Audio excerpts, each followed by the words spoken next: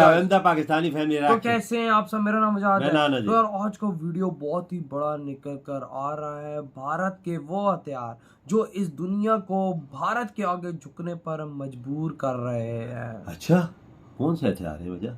मुझे भी नहीं पता। ये तो बड़ा खतरनाक कौन किस्म का वीडियो लग रहा है कि दुनिया भाई झुकने पर मजबूर है भारत के आगे। देखते। और वाकई में भारत इस टाइम पे ऐसे ऐसे हथियार बना रहा है जिसका कभी कोई सोच भी नहीं सकता था कि ऐसे हथियार भी डिफेंस के मामले में इंडिया बहुत आगे निकल। बिल्कुल। तो आप वॉच करते कौन करते स्टार्ट। हेलो दोस्तों, नमस्कार। मेरा नाम है दीपक, चैनल पे स्वागत है। तो वीडियो का थंबनेल आपने देख लिया होगा और सोच के आए होंगे कि ऐसे कौन से वेपन्स हैं जो इंडिया को सुपर पावर बनाएंगे। देखो, वेपन्स का मतलब हमेशा वही हथियार नहीं होते जो हम वॉर में या फिर किसी को नुकसान पहुंचाने के लिए इस्तेमाल करते हैं। आज की इस वीडियो में उन वेपन्स से लेकर के जिनके बारे में आप सोच रहे हो, उन वेपन्स तक जिनके बारे में आप इतनी जल्दी नहीं सोच पाओगे, उन सब के बारे में बताऊंगा जो आने वाले कुछ सालों के अंदर भारत के वर्चस्व को और बढ़ाएंगे। हेलो दोस्तों, मेरा नाम है दीपक, आप देख रहे हैं इनक्रेडिबल फॉर यू। तो आइए शुरू करते हैं।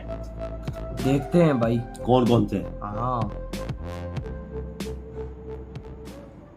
तो किसी भी कंट्री को अगर सुपर पावर बनना है, सोच सकते हो कौन सी ऐसी चीजें होंगी जो इम्पोर्टेंट हो। एक है इकोनॉमिकल और मिलिट्री वाइज बहुत स्ट्रांग होना। बोलते हैं ना, एक पावरफुल इंसान कौन है? पैसा बहुत हो और फिजिकली स्ट्रांग हो, मस्त पावरफुल माना जाएगा उसको। ये जनरल थिंकिंग है। सेम ऐसा ही केस कंट्रीज के लिए भी है। पावरफुल कंट्री कौन सी? जो इकोनॉमिकली स्ट्रांग हो और मिलिट्री वाइज सबके छक्के छुड़ा सके। इस वक्त इंडियन मिलिट्री फोर्स दुनिया में चौथी सबसे स्ट्रांग मिलिट्री फोर्स है। और अगर थोड़ा सा पास्ट में जाओगे, आपको पता लगेगा कि वेपन्स एक्सपोर्ट करके बहुत सी कंट्रीज आज सुपर पावर बनी है। अमेरिका का नाम सबसे ऊपर आता है इसमें, लेकिन सिर्फ अमेरिका ही नहीं, पास्ट में यूएसएसआर यानी आज का रशिया, यूरोप में फ्रांस, जर्मनी, ये सभी वो कंट्रीज हैं जिनके पास एक बड़ा अमाउंट में पैसा कहां से आया? हथियार बेच के। और ये सिर्फ पास्ट की बात नहीं है, आज भी कई कंट्रीज अच्छा खासा पैसा कमा रही है हथियार बेच के। तो एक तरीका इंडिया का अगले सुपर पावर की लिस्ट में खड़े होने का ये है कि इंडिया भी वेपन्स को एक्सपोर्ट करना शुरू करे। इंडिया की मिलिट्री फोर्सेस दुनिया में कई डेवलप्ड कंट्रीज की मिलिट्री फोर्सेस के मुकाबले भी काफी ज्यादा एडवांस है और मिलिट्री स्पेंडिंग इंडिया ठीक ठाक करता है। तीसरी सबसे बड़ी कंट्री है हम मिलिट्री स्पेंडिंग के मामले में। लेकिन क्या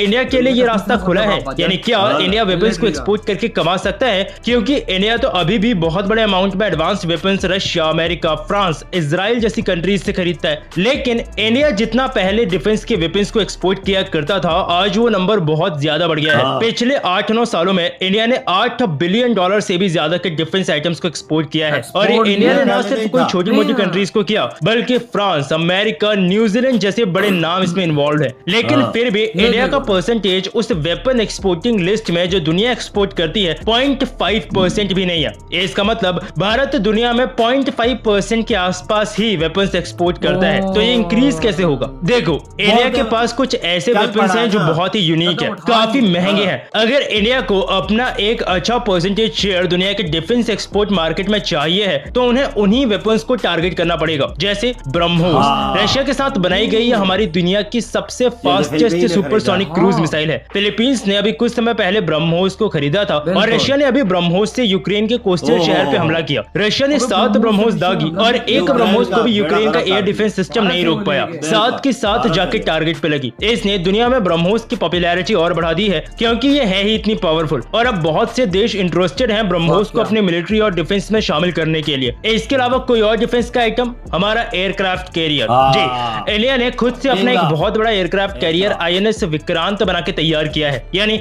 इंडिया इस कैपेबल है कि वो एयरक्राफ्ट कैरियर को बना सकता है और बेच सकता है दूसरी कंट्रीज को। और इसमें ऑस्ट्रेलिया हमारा पहला कस्टमर हो सकता है क्योंकि ऑस्ट्रेलिया धीरे धीरे अपना डिफेंस बजट बढ़ाता जा रहा है और हो सकता है आने वाले समय में इंडिया को ऑस्ट्रेलिया से एयरक्राफ्ट कैरियर की एक अच्छी खासी डील मिल जाए। इसके अलावा कुछ और, हमारा तेजस एयरक्राफ्ट, आकाश मिसाइल, पिनाका मिसाइल सिस्टम, ये कुछ ऐसे वेपन्स हैं जो आने वाले समय में इंडिया एक्सपोर्ट कर एक बहुत बड़ा अमाउंट हमारी इकोनॉमिकल कंट्रीब्यूशन में लगा सकता है। लेकिन मैंने बोला था वीडियो की स्टार्टिंग में कि वेपन्स एक चीज है, यानी वो वेपन्स जिनसे हम हमला करते हैं। कुछ ऐसे वेपन्स भी हैं जिनका यूज कर इंडिया बहुत चालाकी से दुनिया में सुपर पावर का स्टेटस वापस पा सकता है। क्या? पहला, इंडिया के इंटरनेशनल रिलेशंस। ये कैसे, मैं बताता हूँ। देखो, इतना तो आपको पता होगा कि पिछले कुछ सालों में ही इंडिया की रेपुटेशन इंटरनेशनल इंटरनेशनल प्लेटफॉर्म से काफी हद तक बढ़ी है। मैं किसी पर्टिकुलर पार्टी के लिए ये चैनल नहीं चलाता हूँ, लेकिन हमारे जो फॉरेन मिनिस्टर हैं एस जयशंकर साहब, इनका कोई जवाब नहीं है। मेरे पर्सनल फेवरेट है। मेरे को नहीं फर्क पड़ता आज किस पार्टी में हैं, कल किस में रहेंगे, क्योंकि एक बहुत ही अच्छे फॉरेन मिनिस्टर है। इनको बहुत बेहतर तरीके से पता है कि किस सिचुएशन में कैसे डील किया जाए, इतने सालों तक डिप्लोमेट जो रहे हैं, और कैसे इंडिया के इंटरनेशनल प्लेटफॉर्म पे इज्जत करवानी है। और शायद बहुत हद तक लोग मेरे से सहमत होंगे कि कंट्री की फॉरेन पॉलिसी सिर्फ इसी चीज तक लिमिटेड नहीं रहती कि बाकी कंट्रीज के साथ उसके कैसे संबंध है, बल्कि एक कंट्री में कितना इन्वेस्टमेंट आएगा, बहुत बार फॉरेन रिलेशंस तय करते हैं। एक कंट्री में बाकी कंट्रीज कितना इंटरेस्टेड है, कई बार फॉरेन रिलेशंस तय करते हैं। और इंडिया को ना इस वक्त एक बहुत बड़ा फायदा है। वो क्या है, आपको ऐसे समझाता हूँ कि 2-3 ऐसी कंट्रीज के बारे में सोचो जिनमें पोटेंशियल है या पोटेंशियल था सुपर पावर बनने का। अमेरिका का नाम आएगा, रशिया शायद आ जाए, चाइना आ जाएगा, जापान आ सकता है, जर्मनी कुछ हद तक, ये कुछ बड़े नाम है। यूके वगैरह को छोड़ दो, अब इनका गेम नहीं है फ्यूचर के लिए। अब देखो, इन सब बड़ी कंट्रीज के आपस में नहीं जमती। अमेरिका और जापान की अलायंस है, लेकिन चाइना और रशिया से नहीं जमती इनकी। रशिया और चाइना आपस में दोस्त है, लेकिन अमेरिका से बिल्कुल नहीं बनती। यूरोप में जर्मनी क्या, कोई भी ऐसा कंट्री नहीं है जो खुल के बिल्कुल गले लगा के रशिया या चाइना के लिए बोले कि आओ, आप ही का इंतजार था। अब मेन कैरेक्टर चेंज कर दो और इंडिया को रख लो। चाइना के अलावा कोई ऐसा कंट्री है जिससे इंडिया की नहीं बनी? पाकिस्तान छोड़ दो, उनसे हमें मतलब भी नहीं है। बड़ी कंट्रीज के बारे में सोचो, रशिया से अच्छी दोस्ती है, अमेरिका, जर्मनी, यूरोप के मैक्सिमम देशों से अच्छी बनती है। जापान का तो एक बहुत बड़ा इन्वेस्टमेंट इंडिया में है और भी आएगा फ्यूचर के अंदर। मतलब इंडिया के पास एक पॉजिटिव पॉइंट है कि हम दोनों तरफ से गेम खेल सकते हैं। अमेरिका से फायदा मिलेगा, ले सकते हैं, रशिया से फायदा मिलेगा, वो भी ले सकते हैं। इंडिया की जितनी अच्छी ईस्टर्न और वेस्टर्न दोनों तरफ की कंट्रीज से बनती है, शायद ही और किसी कंट्री की बनती होगी। और एक बहुत बड़ा फायदा है जो अमेरिका, रशिया, चाइना जैसी कंट्रीज टू बी ऑनेस्ट नहीं उठा पाती। अगले हथियार की बात करें, ये वो है एक्चुअली जिसका फायदा कुछ समय पहले तक चाइना ने भी खूब उठाया था। देखो, होता क्या है कि एक कंट्री जैसे जैसे ग्रो करने लगती है, धीरे धीरे वहां का कॉस्ट ऑफ लिविंग, उसके एक्सपेंसेस बढ़ते हैं। ये ओवरऑल हम एक एस्टिमेट लगा सकते हैं। कहने का मतलब ये है कि अमेरिका में जैसे अगर आपके पास $1000 है, मतलब भारत में वो 81-82 रुपए के आसपास बन जाएगा। लेकिन क्या आप अमेरिका में $1000 का उतना ही सामान ले पाओगे जो भारत में आप 81-82 हजार रुपए का ले सकते हो?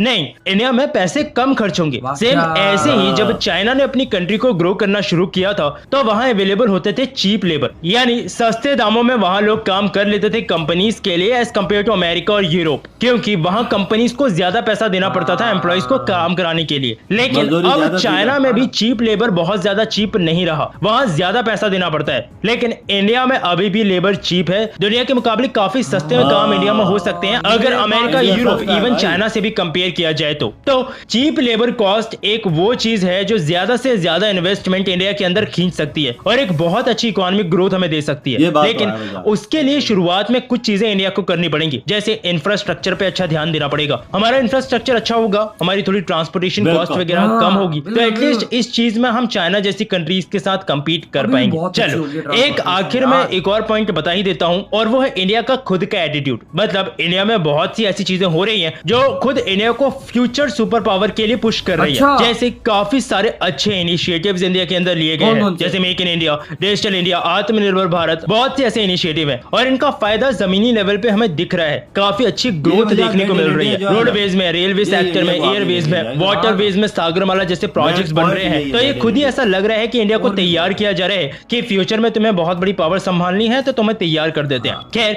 ये काफी अच्छी चीज है और कंट्री की ग्रोथ हो रही है, अच्छा ही हो रहा है। लेकिन हथियार बेचने से लेकर के इंडिया के अंदर हो रहे इंफ्रास्ट्रक्चरल डेवलपमेंट तक का हर चीज ऐसी है जो इंडिया को फ्यूचर सुपर पावर बनाने के लिए तैयार कर रही है। देखना यह है कि सक्सेसफुल हम कब तक होते हैं। आपका क्या सोच रहा है, ये इनफ है जो इंडिया में हो रहा है इंडिया को एक सुपर पावर बनाने के लिए, या और भी चीजें जरूरी हैं? आपकी राय नीचे कमेंट सेक्शन में डाल दीजिएगा। वीडियो में अभी के लिए इतना ही, मिलूंगा। इधर हुई है वीडियो खत्म। यार, भारत को और आगे बढ़ना है और भारत बढ़ेगा भी, क्योंकि जाहिर बात है भारत यहाँ पे रुकने वाला नहीं है।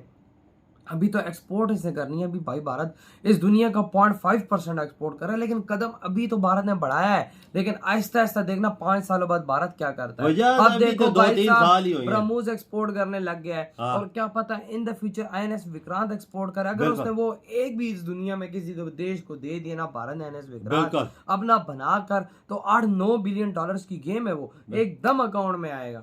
बहुत बढ़िया। अभी तो 3-4 साल ही हुए इंडिया से बड़ा डिफेंस के मामले में। ये 4-5 साल में सुपर पावर बन सकता है, अपना कुछ हिस्सा ज्यादा ही डाल सकता है, जाहिर बात है। लेकिन भारत ने अब भाई और देशों से वेपन्स लेना भी बंद कर दें। बिल्कुल वाकई में ये बात ठीक है कि भाई भारत इस दम पर इस दुनिया की महाशक्ति बन सकता है। ये बहुत इजी है, कोई मुश्किल नहीं है। भारत को अच्छे जो भारत अभी अच्छे अच्छे हथियार बना रहा है उनको मार्केट में फेंके और दुनिया को बोले आओ लो, और दुनिया कसम से आगे लेगी, क्योंकि भारत के हथियार ऐसे हैं कि भाई दुनिया उसके पे मरती है। भारत ब्रह्मोस मार्केट में एक दफा फेंक देना पूरी दुनिया लेने के लिए ये लाइन में लग देख जाएगी। रशिया ने लिए ना, क्योंकि बाबा टेस्ट हुए बिल्कुल रशिया ने लिए, अरे रशिया ने लिए तो यूक्रेन का क्या हाल किया है, वो देखो ना उधर मारे हैं ना उसको। मारे हैं ना, और फिलीपीन ने भी यूक्रेन का बेड़ा गर्क कर दिया, और फिलीपीन ने भी लिए चाइना के लिए। तेजस के भी ऑर्डर आ रहे हैं बिल्कुल, और कितनी चीजों के, और उसका क्या कहते हैं मतलब कि ब्रह्मोस तो पाकिस्तान में टेस्ट हुआ स्पेशल, स्पेशल टेस्ट हम हुआ पे टेस्ट हुआ है भाई साहब। ये एक फुल ठप्पा लगा हुआ है कि 150 किलोमीटर अंदर आया था, तेरे नहीं पता चला,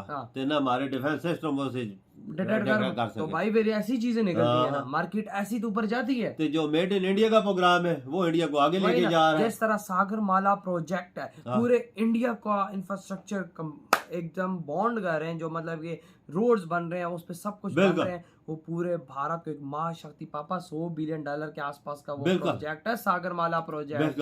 तो आप खुद अंदाजा लगा लो $100 बिलियन का प्रोजेक्ट है, मजे के लिए तो नहीं बना रहे ना, कुछ अंदर चीज है तो बना रहे हैं ना। ये भारत का नोट नेटवर्क ऐसा हो जाएगा कि जैसे ये डंडा होता है। बिल्कुल एक और बात करता हूँ, इंडिया के तलकात देख, यूएसए के साथ, फ्रांस के साथ, जर्मनी के साथ, रशिया के साथ, पूरी दुनिया के साथ सवाई चाइना के। इसने भी बोला कि पाकिस्तान से तो कोई लेना देना ही नहीं, हम पाकिस्तान को छोड़ा, हम बड़े बड़े देशों की बात कर रहे हैं। चाइना के तलकात है वो यूएसए से नहीं है, फ्रांस से भी नहीं है, और मुल्कों के साथ भी नहीं। दुनिया के सारे देशों के साथ रिलेशंस बहुत अच्छे, सिवाय चाइना और पाकिस्तान। लेकिन भारत को घंटा फर्क नहीं पड़ता इन दोनों से। भारत तरक्की कर रहा है भाई, 2030 तक सुपर पावर बन जाएगा, ये मैं लिख के दे रहा हूं आराम सुकून से। तो यार आपके क्या थॉट है, इधर वीडियो खत्म कर दो।